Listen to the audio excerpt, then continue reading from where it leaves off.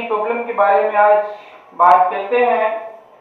तो दोस्तों, जब हम वॉशिंग मशीन को स्टार्ट करते हैं तो वॉशिंग मशीन की जो टाइमर वाली बटन है इसे ऑन करते हैं तो हमारा मशीन की मोटर भी ठीक है, टाइमर भी ठीक है, वायरिंग भी ठीक है। उसके बाद भी कई बार ऐसा होता है कि जो स्पिन वाली मोटर है वो चलता नहीं है। तो ऐसे में क्या प्रॉब्लम हो सकती है, आइए जानते हैं। तो देखते रहिए वीडियो को पूरे लास्ट तक।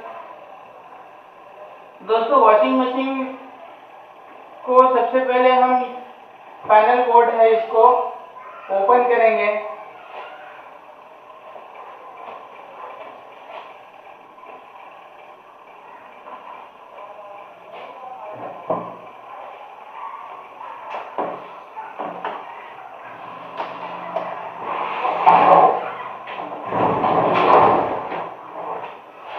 इसे खोल लेंगे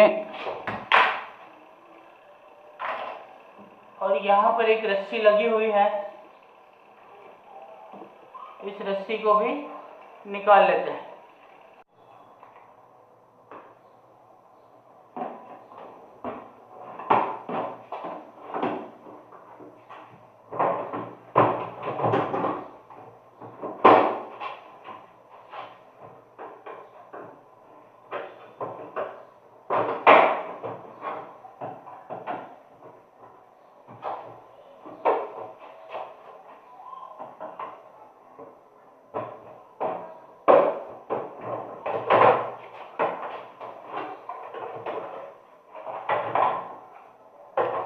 तो ये सेफ्टी स्विच है। जब हम वॉशिंग मशीन में कपड़ा डालते हैं तो कपड़ा डालते समय उसकी जो स्पिनर कैप है उसे ऊपर की तरफ उठाते हैं तो ये आपस से डिस्कनेक्ट हो जाता है, जिसके कारण स्पिन मोटर रुक जाता है।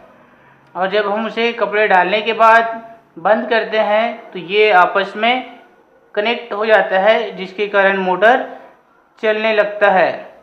तो अभी हमारी मोटर ठीक है, वायरिंग ठीक है, स्पिनर की जो ढक्कन है वो भी ठीक है। तो अभी की जो प्रॉब्लम है वो इस सेफ्टी स्विच का है। सेफ्टी स्विच आपस से थोड़ा सा फैल गया है, तो इसे हम थोड़ा सा इस तरह से पंच करेंगे। ये देखिए, तो जब हम उसे ठीक से फिट कर देंगे तो ये आपस में जुड़ेगा और जुड़ेगा तो हमारी स्पिन की जो मोटर है वो स्टार्ट हो जाएगा।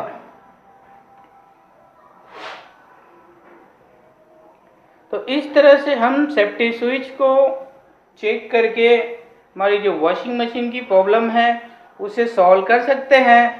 अगर ये वीडियो आपको अच्छा लगे तो इसे लाइक ज़रूर करिए, साथ ही साथ चैनल भी सब्सक्राइब करिए ताकि हमारी दूसरी नई वीडियो सबसे पहले आप तक पहुंच पाए।